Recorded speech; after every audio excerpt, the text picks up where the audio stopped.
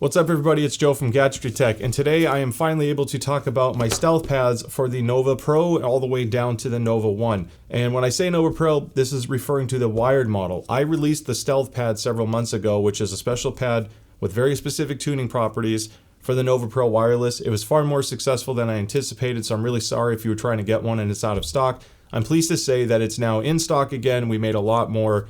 Can't thank you enough for the support, and the feedback and comments I've seen for like product reviews on Amazon and in the forums have been great to see. So naturally, when a pad like that comes out, people are interested, and if you don't have a Nova Pro Wireless, you may be wanting the pad for your headset. So I am pleased to say that I have more pads coming. I am releasing pads for the Maxwell and the Astro A50, along with a couple other models that we're working on. There's a little bit more delay, I think about 2 more months from now for that. So today's video is about the Nova 1, 3, 4, 5, and 7, as well as the Nova Pro wired, because the same pad fits them all. Now before I lose anybody, and don't just go blind buying, hear me out real quick, pads change sound quality, like drastically, and these were intentionally made to alter the sound quality quite a bit, because I wasn't just looking for a sound tuning, I wanted a physical comfort change that a lot of pads on the market don't do, because they're trying to adhere to a certain frequency response for your enjoyment without having to do EQ. Thankfully, I know how to do EQ for these to really get the most out of them, so I didn't have that as a constraint for my pad design choices. If you just want to straight up swap pads and you want a similar sound and performance to your stock pads, then go with the WickedCushions FreeZe Pad, because I've been using them for the Nova 7 for a long time. The pads themselves are a little bit heavier, but they don't require as much of an EQ change. They're very durable. They have the cooling gel and the sport fabric. So I like those if you just want to plug and play and swap the pads. Now my pads, if you buy the Stealth, will greatly reduce bass and it will increase treble.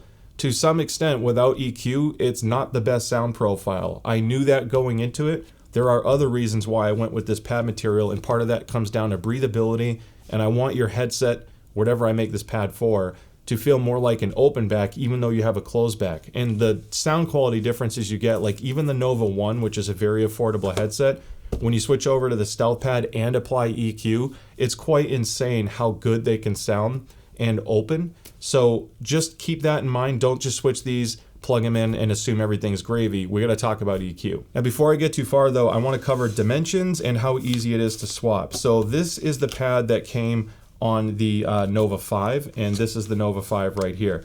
Now when you look at the difference, I'm going to take it off. You can see just how easy that was to remove.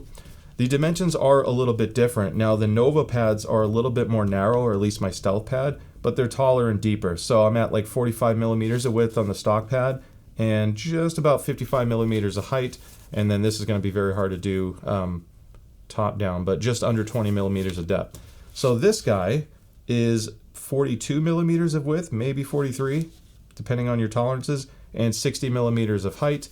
And then when you look at the depth, it's a little bit deeper at about 23 to 24 millimeters, again, depending on compression. And there's always a little bit of tolerance whenever pads are made. They're not identical to the exact millimeter. Going into the weight, that was another thing. I like to keep headsets as light as possible. And one thing about this particular pad is I made it to not add much weight over stock. So here is the stock pad at 13.37. Oh my gosh, 1337. That was not planned, but 13.37 grams. And then you put on the Stealth pad 16.4. And just for a quick comparison, I'm going to put the FreeZe Pad on. I like the FreeZe pads. I'm not doing this to like point this out in necessarily a negative light, but the FreeZe Pad is 33 grams. So it's literally over double the stock pad. That's because of the cooling gel. There's more thermal mass in here, so it takes a little bit longer to heat up, but that is how it works. Now, these all go on the same way. They basically just stretch, so I'm going to show you how to do it with the Stealth Pad. There is a seam on the Stealth Pad. Some pads don't have any seam at all, so you can kind of either look at the label or put them on however you like, but this seam goes on the bottom. All I do with these particular ones, because it's so easy to install, you can see a lip here, just simply kind of slot it in. You can see it went over. And as I'm holding it, I'm just wiggling it around with the inside. I'm using my finger just to kind of lift and stretch it right over the lip. You can rotate these if you have that trick down, but this is such a painless install and just like that, you're good to go. Because I'm using the velour material and it's a very lightweight, very squishy memory foam pad, I also wanted this pad to be excellent for people who wear glasses. One of the advantages of this particular pad design and material is it's very easy to bend and compress, distort, etc. when you put it on your head. So it creates a very consistent seal. Placement variance doesn't really change the sound quality as much, and if you wear glasses, these are seriously so comfortable for that. I use blue light blocking glasses a lot, and this helps a lot relieve some of that pressure. I wanted to show you some frequency response measurements of these headsets, not every single one with every pad iteration, but this kind of validates what I was saying before. I use measurements so it's not just a whole trust me bro thing. I built this channel off of trust and transparency and honesty. If I ever meet you in person one day, I hope you think that and believe that I have your best interests in mind. I'm not doing this because I'm trying to make this the best and only pad out there. And some of these measurements will show you why, in some cases, other pads could be better. So just to kind of prove what I'm talking about. Now, the yellow line is the Nova 3 with the stock pads, no EQ changes whatsoever. And if I put the WickedCushions FreeZe Pad on there, you can see the green line. The frequency response is so close to the stock pad that we're within a margin of some people not really hearing a difference.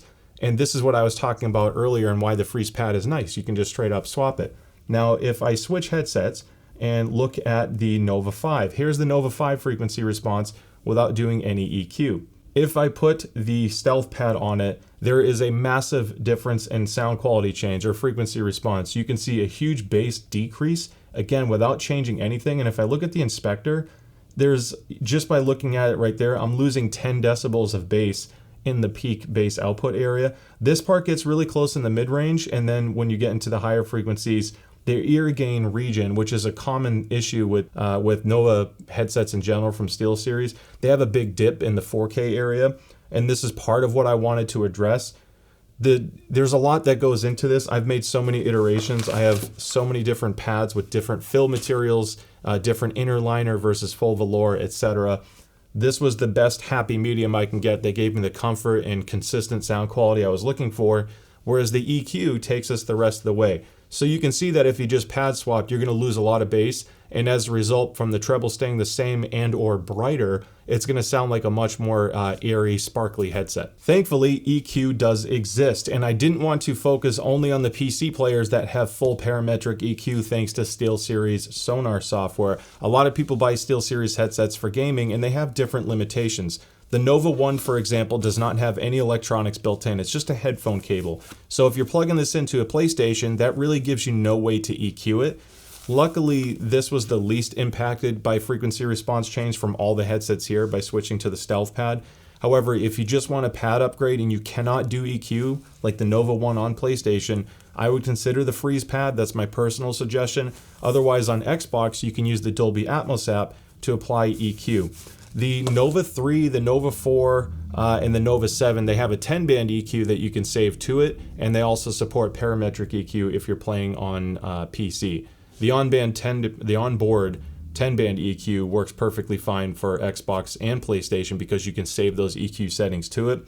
And then my favorite one from SteelSeries right now in the affordable range is the Nova 5 because this has parametric EQ on board, which means you can perfectly adjust the sound quality to get any sound characteristics you want. You can pick the frequency, how much, how wide, all of that good stuff. With that being said, I spent weeks and hours playtesting all of these with this pad on each model until I found what I was happy with. To take things a step further, where models apply, such as the Nova 7, the Nova Pro Wired, where applicable, I made two different frequency response changes or two different EQ profiles. One of them geared more towards first-person shooters, and the frequency response is altered to excel with positional cues. And then another one that's more of a general tune that still works really well with FPS, but is more immersive, the bass is deeper, and it sounds more tonally accurate if you're listening to music. So instead of going through every single one, I'm about to pull up some graphics here. I'm going to show you, so feel free to pause it. And then on top of it, if you are using SteelSeries Sonar on your PC, I have links in the description to import all of these where Sonar is applicable to do all the EQ settings for you. So that will help save you some time.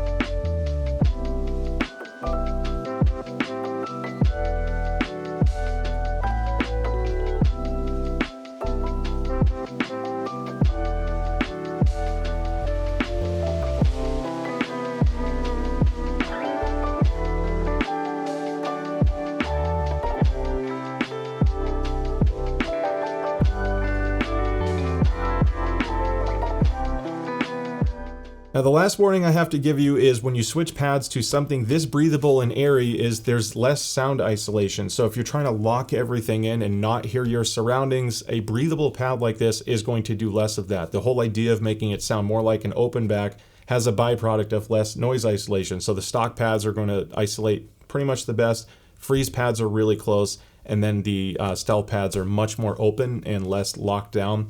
You lose a little bit of volume as well. So if you are using the Sonar preset on PC and you feel like you want more peak volume, use the volume boost on the bottom of Sonar in your EQ settings. Just drag it up a little bit and that's going to give you the extra overhead. Otherwise, they still get quite loud. And that about wraps it up. I can't thank you enough again for the support. At the time of releasing this video, these are available internationally, and I really hope you enjoy them. And yes, I do have more pads coming for other models. So thank you again. Don't forget to like and subscribe if you haven't done so already. Can't wait to see you at the next one. Take care.